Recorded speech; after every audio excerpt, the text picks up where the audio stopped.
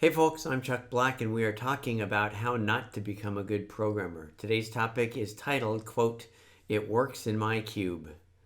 I've taken this topic from real life when I was the lead developer for a project or product, and programmers on the team would periodically bring their software to be integrated and tested at my desk. And often when it would fail, I'd hear the same complaint, "But it worked in my cubicle."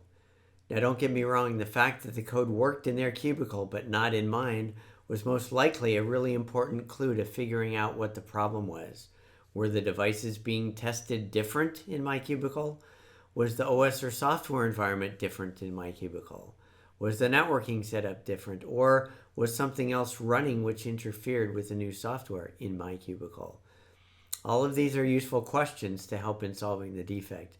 What is not helpful, however, is just to make the plaintiff cry, "But it worked in my cubicle," and to metaphorically stomp your foot in protest as if the problem had to be something wrong with the environment in my cubicle.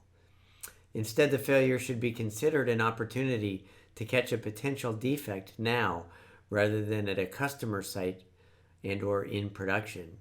I actually had this happen to me a couple of times with my Quokka Prime code. In the first case was at my son's place where he lives, and I was actually running this product there rather than at my home. And guess what? None of these host names showed up. I only got the IP address. And so I learned that there's something different in his environment that probably I needed to deal with in order to get the actual host names from his environment.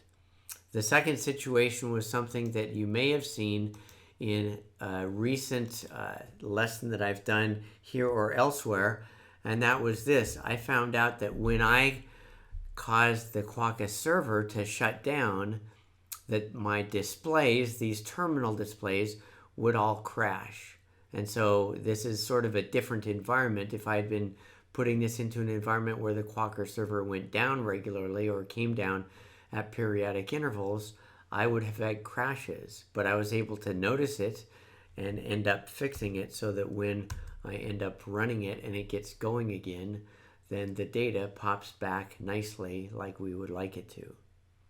So rather than defensively saying "it works in my cubicle," consider errors like this to be a chance for you to make your code stronger, more resilient, more robust, and less prone to failure. You'll be glad you did.